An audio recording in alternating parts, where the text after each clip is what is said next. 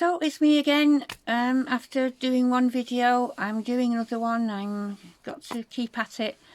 It was interesting to see the video afterwards. I uploaded it, but it was, you know, I've kept it private, and you know, it was a faff finding a name. It was a faff, you know, new email address, a title, the descriptions, all the form filling.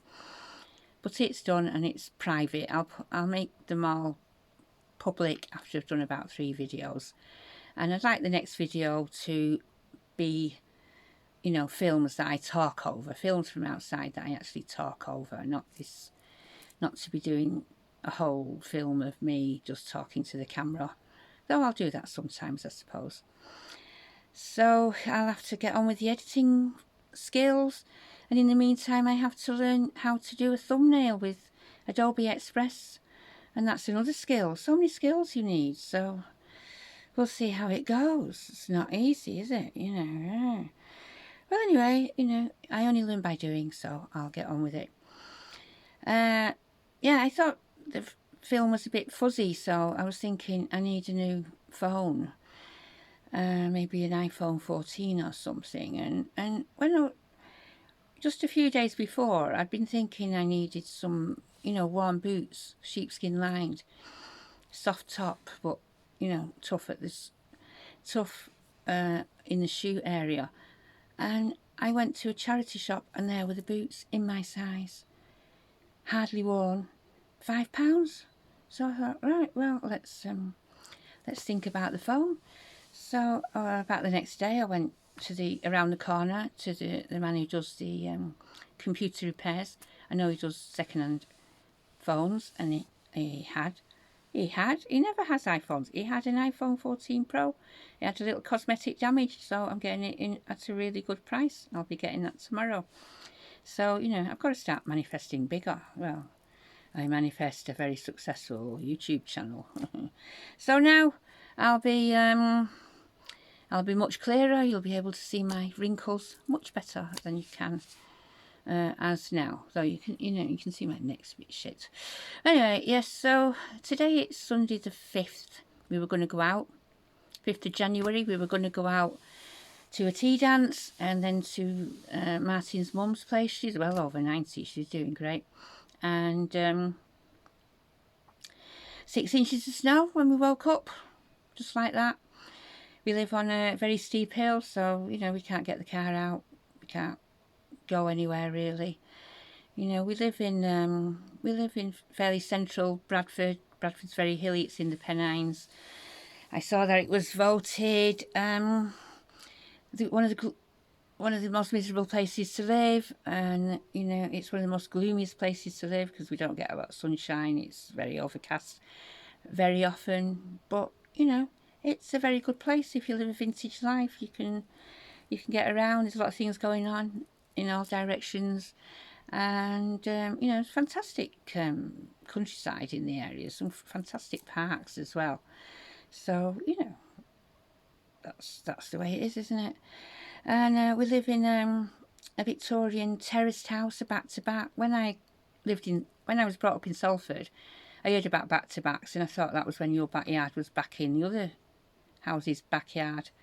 But no, it is an actual house behind us there. That's the window. There's a house there, and a house there. You know, sharing walls. You know, and it's you know, it is a bit weird, but there you go. The way we look at it is we don't have central heating because we've got too much stuff. There is a government scheme where, you know, we're pensioners, we could get free central heating if we wanted, but it'd be too much hassle. So where would we put the radiators? You know, we get heating from 3 sides, and that's south facing, so that's facing the sun, the window. So, you know, the rooms are really big. We live in the bedroom, that's where my desk is.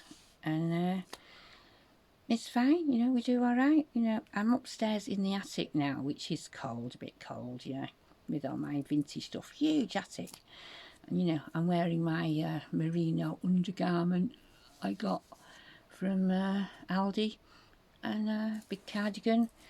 It's fine. Yes. Oh, and also I'm wearing my hat.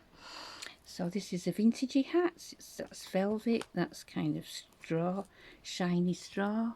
There's a little bow there. So I've not got a vintage hairstyle on, but there you go.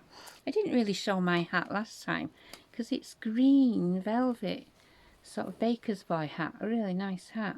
I like it. I'm going to do that. I'm going to show my hats in future videos. Yes, if I'm wearing a hat. Right. So yeah. So we don't have a TV neither.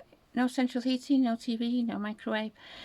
We've got no TV because we don't want to pay the BBC the money, TV licence money, to produce a load of government propaganda and no, rubbish films. But I do like Call the Midwife, which is on BBC in the winter on a Sunday evening. And it's a very uploading film. Started out about district midwives. It started out in the 40s in the East End of London, and now it's in the 60s, and you know, everyone, it's so lovely. You know, you're sort of crying. It's such nice. I love it. I just love it. So I'm going to miss it now. It was started, the new series started today. And yeah, and then there's a pottery programme which we like, kind of competition. Then Hunted, where people go out and try and get from A to B without being found by the people who are following them using government powers, which really show you how much you can be surveyed, you know, so it's interesting. And then Gogglebox, which is about people watching films. It's in their house, and all the comments they're making about the TV shows, completely hilarious, you know, and must be very cheap for them to actually do. And you know, we think we're pretty funny when we make comments watching stuff, but we generally watch old films, so you know, not so interesting. So anyway, there you go. What else is there? I've got a thing here to help me. So yeah, so that's it. Doing this vlogging is making me think about life in general, and you know, I'm 67. I'll be 68 in a few months, and you know, I've got to start travelling now. I've not been travelling because Martin doesn't like travelling, doesn't like airports, doesn't like flying, doesn't like foreign food, doesn't like the sunshine. So, you know, so luckily I've had my daughters to visit. You know, one was living in Australia, went to Bali. God, I loved Bali. And, you know, met up with her and going to the USA. So that was all. At least that was something. But I'm quite happy to travel on my own. I travelled on my own in my 20s during the 1980s. It was great. You don't have to do it yourself. And I think when you're older, it's better to travel on your own, because sometimes you just want to rest all day, and other times you might be going mad going around from museum to shopping to museum, and you can't expect somebody else to be the same as you are. So yeah, I mean, when I was on the Trans-Siberian Express in 2007, there was a woman travelling on her own. She was 70. I was just, I'm so impressed. I'm so impressed. Loved it. You know, you're my inspiration. So I might end up doing the same thing that she did when I'm 70.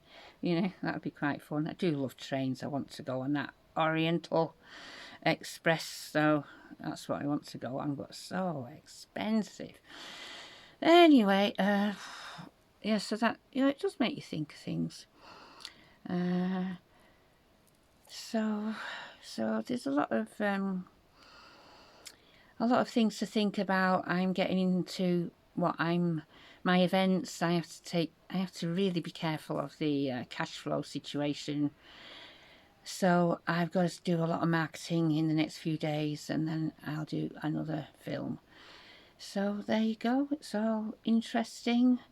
Well, you know, I've got to upskill so much, but that's what I want to do. I don't want my brain cells to die. So bye for now.